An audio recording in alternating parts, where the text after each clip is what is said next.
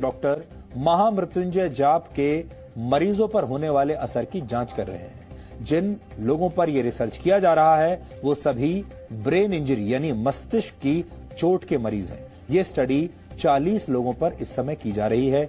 इन 40 लोगों को 20-20 के 2 समूहों में बांटा गया है। इसमें से एक समूह को महामृत्युंजय मंत्र सुनाया गया, जबकि दूसरे समूह को यह मंत्र नहीं सुनाया गया। जिन मरीजों के लिए महामृत्युंजय मंत्र का जाप किया गया, उनमें से कई मरीज कोमा में थे। हालांकि इस रिसर्च का तरीका थोड़ा अलग है, क्योंकि मंत्र पढ़ने का काम अस्पताल में नहीं, बल्कि अस्पताल से 13 किलोमीटर दूर संस्कृत विद्यापीठ में किया जा रहा है। इसे समझाने के लिए हम आपको अस्पताल की कुछ तस्वीरें आज दिखाएंगे। ये उन मरीजों की तस्वीरें हैं जिन पर राम मनोहर लोहिया अस्पताल में रिसर्च की जा रही है। सही तरीके से मंत्रों का पाठ करने के लिए इस अस्पताल के डॉक्टरों ने दिल्ली के संस्कृत विद्यापीठ से संपर्क किया। इसके बाद वहां के पंडितों ने मरीजों को उनके परिवार वालों की मौजूदगी में महामृत्युंजय मंत्र का संकल्प करवाया।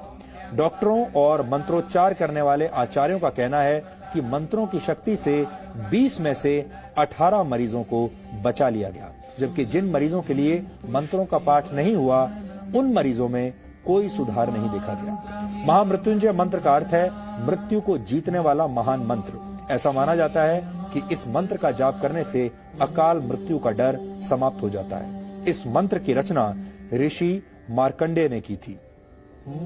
इस मंत्र का मतलब है कि हम भगवान शिव की पूजा करते हैं, जिनके 3 नेत्र हैं, जो हर श्वास में जीवन शक्ति का संचार करते हैं और पूरे जगत का पालन पोषण करते हैं। इसे त्र्यंबकम मंत्र, रुद्र मंत्र और मृत संजीवनी मंत्र भी कहा जाता है। ऋग्वेद के 7वें अध्याय, यजुर्वेद के 3रे अध्याय और अथर्ववेद के 14वें छंद में इस मंत्र के बारे में बताया गया है। ऋषियों ने महामृत्युंजय मंत्र को वेदों का हृदय भी कहा है। कुछ समय पहले एम्स ने भी गायत्री मंत्र के वैज्ञानिक महत्व को मरीजों के MRI टेस्ट में हुए बदलावों से साबित किया था, लेकिन इन दोनों रिसर्च में काफी फर्क है।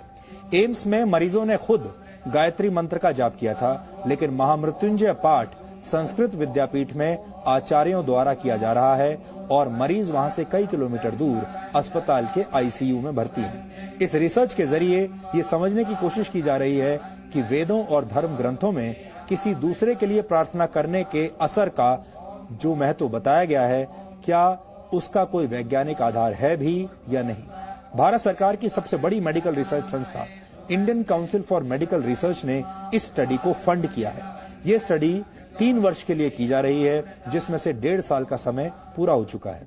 यानी आप कह सकते हैं कि आस्था और विज्ञान के इस अनोखे मेल के फाइनल नतीजे आने में अभी 1.5 साल का वक्त और लगेगा।